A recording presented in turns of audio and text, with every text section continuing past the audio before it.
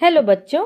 तो आज इस वीडियो में हम करेंगे कक्षा 8 प्रत्यूष हिंदी पाठमाला के पाठ 15 अधिकार का रक्षक के प्रश्न उत्तर। तो चलिए शुरू करते हैं। मौखिक भाग का पहला प्रश्न है, सेठ जी वास्तव में समाज सुधार कार्य में लगे हुए थे? उत्तर है, सेठ जी वास्तव में समाज सुधार कार्य में लगे हुए नहीं थे। नाटक में यह स्पष्ट किया गया है कि सेठ जी केवल समाज सुधार का दिखावा कर रहे थे। वे चुनाव जीतने और सत्ता में बने रहने के लिए दलितों, गरीबों, मजदूरों और महिलाओं के अधिकारों की बातें करते हैं, लेकिन उनके निजी जीवन में उनका व्यवहार बिल्कुल विपरीत है। उनका उद्देश्य समाज सुधार नहीं है, बल्कि सत्ता और प्रतिष्ठा बनाए रखना है। प्रश्न 2,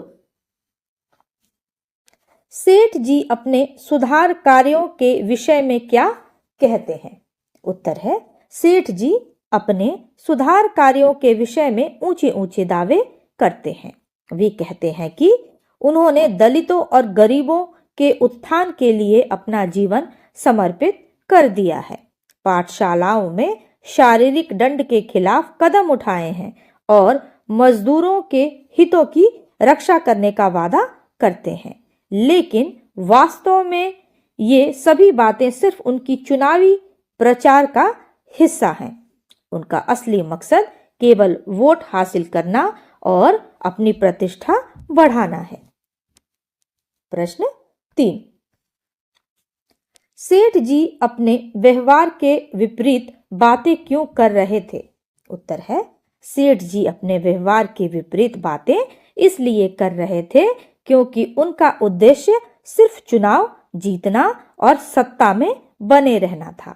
वे समाज सुधारक का मुखौटा पहनकर जनता को गुमराह कर रहे थे, जबकि उनके असली इरादे स्वार्थपूर्ण और दिखावटी थे। प्रश्न 5 है, छात्र वर्तमान प्रिंसिपल को क्यों हटाना चाहते थे? क्या उनकी मांग उचित थी? उत्तर है, छात्र वर्तमान प्रिंसिपल को उनके अनुशासन प्रिय और कठोर स्वभाव के कारण हटाना चाहते थे। उनकी मांग अनुचित थी क्योंकि वे अनुशासन और नियमों से बचना चाहते थे, जो कि एक अच्छे शिक्षण वातावरण के लिए आवश्यक हो सकते हैं। आगे बढ़ते हैं बच्चों लिखित भाग पे, और इसका पहला प्रश्न है, सेठ जी ने अपने बच्चे की पिटाई क्यों की? पीटने के औचित्य अनौचित्य पर अपने विचार लिखिए। तो बच्चों इसका उत्तर आप इस प्रकार लिख सकते हैं, सेठ जी ने अपने बच्चे की पिटाई इसलिए की क्योंकि बच्चा उनके टेलीफोन पर बातचीत के दौरान बाधा डाल रहा था। गुस्से में आकर उन्होंने उसे थप्पड़ मार दिया। पिटाई किसी भी स्थिति में उचित नहीं थी। एक माता पिता का कर्तव्य है कि वे अपने बच्चों को समझदारी और धैर्य से समझाएं, न कि गुस्से में आकर हिंसा करें। सेठ जी का अपने बेटे को मारना उनके असंवेदनशील और क्रूर स्वभाव को दर्शाता है। बच्चों की भावनाओं को समझना और उनके साथ अच्छा व्यवहार करना आवश्यक है ताकि वे आत्मविश्वास के साथ विकसित हो सके। प्रश्न ख, सेठ जी की कथनी और करनी में क्या अंतर है, स्पष्ट कीजिए। उत्तर है, सेठ जी की कथनी और करनी में बड़ा अंतर है। कथनी में वे समाज सुधारक होने का दावा करते हैं। वे कहते हैं कि उन्होंने दलितों, गरीबों, मजदूरों और बच्चों के हितों के लिए कार्य किए हैं और वे समाज में सुधार लाने का वादा करते हैं, लेकिन उनकी करनी में वे स्वार्थी और क्रूर हैं। अपने बेटे, नौकरों और रसोइये के साथ क्रूरता से पेश आते हैं, अपनी पत्नी को अपमानित करते हैं और गरीबों के साथ अन्याय करते हैं। उनका असली उद्देश्य केवल सत्ता और व्यक्तिगत लाभ है, न कि समाज का सुधार। प्रश्न ग, चोरी के अपराध में जेल भिजवा दूंगा, यह शासक वर्ग की किस मानसिकता को व्यक्त कर रहा है?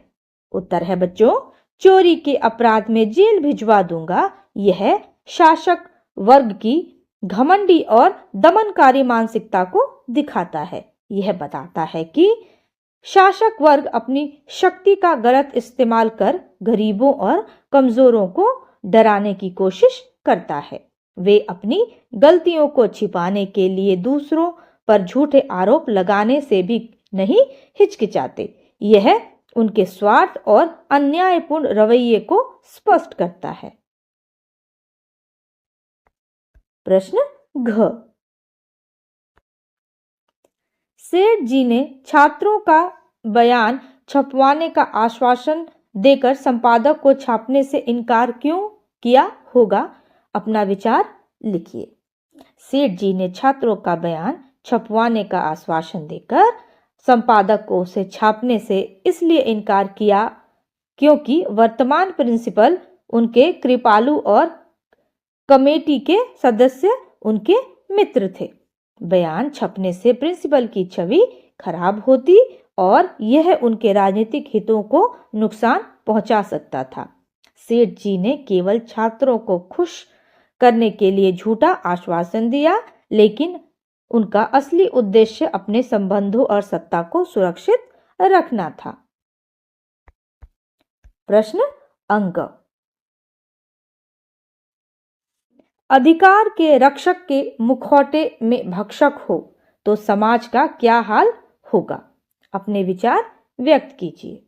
उत्तर है बच्चों, यदि अधिकारों के रक्षक मुखौटों में भक्षक बन जाएं तो समाज में अन्याय और भ्रष्टाचार बढ़ने लगेगा। ऐसे शासक अपने स्वार्थ के लिए जनता को धोखा देते हैं और उनके अधिकार छीन लेते हैं। इससे लोग सरकार और व्यवस्था पर भरोसा करना बंद कर देंगे। कमजोर लोगों का शोषण बढ़ेगा और उनका जीवन कठिन हो जाएगा। समाज में ईमानदारी और न्याय की जगह धोखा और झूठ ले लेगा, जिससे विकास रुक जाएगा और समाज पीछे की ओर जाने लगेगा। प्रश्न च है बच्चों, श्रीमती सेठ घर छोड़कर मायके जाने के लिए क्यों विवश हो गई? उत्तर है इसका, श्रीमती सेठ घर छोड़कर मायके जाने के लिए इसलिए विवश हो गईं क्योंकि सेठ जी का अपने परिवार के प्रति व्यवहार बेहद कठोर और असंवेदनशील था। वे अपने बेटे को बात बात पर पीटते थे और पत्नी की भावनाओं की कद्र नहीं करते थे। जब श्रीमती सेठ ने अपने बेटे की पिटाई पर आपत्ति जताई तो सेठ जी ने उन्हें अपमानित किया और कमरे से बाहर निकाल दिया। इस अपमान से आहत होकर उन्होंने मायके जाने का निर्णय लिया। प्रश्न 2 है, इन पंक्तियों में सेठ जी के चरित्र का कौन सा गुण अवगुण उभर कर आ रहा है? उदाहरण अनुसार लिखिए। जैसा कि बच्चों ये पहला आपके बुक में उदाहरण के रूप में दिया हुआ है, पूरे प्रांत में मैं ही ऐसा व्यक्ति हूं जिसने। तो बच्चों इसमें उनका अहंकार दिख रहा है, तो हम इसमें अवगुण लिखेंगे अहंकारी। प्रश्न क है, क्या करूं अवकाश ही नहीं मिलता? इसका उत्तर आप पाखंडी लिख सकते हैं। 2 रुपए लो और भागो यहां से। यहां क्रूर और असंवेदनशील अवगुण जो है वो उभर के आ रहा है। ग है, अभी चोरी के अपराध में जेल भिजवा दूंगा। इसका उत्तर आप लिखेंगे दमनकारी। घ का उत्तर होगा स्वार्थी और चापलूस। अंग, अंग है, आप काम छोड़ना चाहे तो छोड़ दें। इसका उत्तर आप लिख सकते हैं अहंकारी और कठोर। च है, आप घबराएं नहीं, चुनाव हो जाने दें। यहां हमको क्या देखने को मिला? स्वार्थी और चतुर। छ है, निकलो, कितनी बार कहा है इस कमरे में न आया करो। यहां आप लिख सकते हैं गुस्सैल और असंवेदनशील। और जो है प्रश्न, मैं भी कुछ आशा रखूं क्या? यहाँ कौन सा गुण अवगुण आपको देखने को मिल रहा है बच्चों? स्वार्थी और लोभी। अगला भाग है बच्चों चिंतन मनन का, और यहाँ जो 2 प्रश्न दिए गए हैं पहले, उसके उत्तर आपको 25 से 30 शब्दों में लिखना है। इसका प्रश्न क है, समाज की रक्षा करने वाले ही समाज को क्यों नुकसान पहुंचाते हैं? उत्तर है, समाज की रक्षा करने वाले जब अपने स्वार्थ, सत्ता और लोभ के अधीन हो जाते हैं तो वे अपने अधिकारों का दुरुपयोग करने लगते हैं। जनता के कल्याण का दिखावा करते हुए वे धोखाधड़ी और भ्रष्टाचार में लिप्त हो जाते हैं। इससे समाज में अन्याय और शोषण बढ़ता है। प्रश्न ख है इसका, आजकल नेताओं के झूठे वादे का प्रचलन बढ़ गया है, ऐसा क्यों? उत्तर आप लिखेंगे, आजकल नेताओं के झूठे वादे करने का प्रचलन इसलिए बढ़ गया है क्योंकि वे सत्ता हासिल करने के लिए जनता को लुभाने का प्रयास करते हैं। जनता की समस्याओं को समझने और समाधान देने के बजाय वे बड़े बड़े दावे कर वोट बैंक मजबूत करना चाहते हैं। इससे जनता का विश्वास टूटता है और समाज में असंतोष बढ़ता है। चिंतन मनन का ही दूसरा प्रश्न है बच्चों, जहां आपको 2 प्रश्नों के उत्तर 60 से 70 शब्दों में लिखना है। और इसका प्रश्न क है, भारत माँ की जय जयकार करने के लिए क्यों कहा जाता है? सोचकर लिखिए। इसका उत्तर आप इस प्रकार लिख सकते हैं, भारत माँ की जय जयकार कहना देश के प्रति सम्मान, प्रेम और गर्व को व्यक्त करता है। भारत को मातृभूमि के रूप में देखा जाता है जो हमें जीवन, संस्कार और संस्कृति प्रदान करती है। यह जय घोष राष्ट्र के प्रति एकता, बलिदान और समर्पण की भावना को जागृत करता है। इससे नागरिकों में देशभक्ति की भावना मजबूत होती है और समाज में एकजुटता और प्रेरणा का संचार होता है।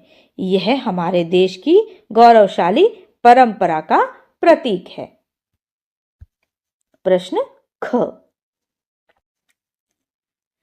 किसी के मन में चोरी करने एवं चोरी का इल्जाम लगाने का ख्याल क्यों आता है? सोचकर लिखिए। इसका उत्तर आप लिख सकते हैं, किसी के मन में चोरी करने या किसी पर चोरी का इल्जाम लगाने का ख्याल तब आता है जब व्यक्ति अपनी स्वार्थपूर्ण इच्छाओं को पूरा करने के लिए सही और गलत का भेद भूल जाता है। गरीबी, लालच या अन्य समस्याओं के कारण कुछ लोग अपराध का रास्ता अपनाते हैं। वहीं चोरी का इल्जाम किसी पर लगाने का ख्याल तब आता है जब किसी को अपनी गलती छिपानी होती है या जिम्मेदारी से बचने का प्रयास किया जाता है। इस प्रकार की सोच नकारात्मक और समाज के लिए हानिकारक होती है। पाठ का आखिरी भाग है बच्चों पाठ से आगे, और इसका पहला प्रश्न है, एकांकी पढ़कर आपके मन में जो भाव विचार आए उनको डायरी में लिखिए। इसका उत्तर आप लिख सकते हैं, एकांकी पढ़कर मन में कई विचार आए। यह नाटक समाज में भ्रष्टाचार, झूठे वादों और नेताओं के दोहरे चरित्र को उजागर करता है। सेठ जी का दिखावा और असलियत के बीच का अंतर समाज की वास्तविक समस्याओं को दर्शाता है। यह नाटक यह सिखाता है कि जब अधिकारों के रक्षक खुद स्वार्थी हो जाएं, तो समाज में असमानता और अन्याय फैलता है। इसने मुझे सोचने पर मजबूर किया कि हमें ऐसे नेताओं से बचने की जरूरत है जो केवल अपनी सत्ता और स्वार्थ के लिए काम करते हैं। प्रश्न 2, घरेलू नौकर के साथ दुर्व्यवहार अनुचित है, अपनी सोच लिखिए। उत्तर है बच्चों, घरेलू नौकर के साथ दुर्व्यवहार पूरी तरह अनुचित है, क्योंकि हर व्यक्ति को सम्मान और समान अधिकार मिलना चाहिए। नौकर भी इंसान है और उनका शोषण या अपमान करना मानवता के खिलाफ है। उन्हें भी उतना ही आदर मिलना चाहिए जितना किसी और को। उनके मेहनत और संघर्ष का सम्मान करना हमारी जिम्मेदारी है, क्योंकि वे हमारे घर के कामों में सहायक होते हैं और समाज में एक अहम हिस्से होते हैं। तो बच्चों, यहाँ खत्म हुआ पाठ 15 के प्रश्न उत्तर। आई होप आपको ये प्रश्न उत्तर समझ आए होंगे। तो मिलते हैं अगले वीडियो में नए चैप्टर के साथ। Till then, goodbye and thank you for watching this video. Thank you.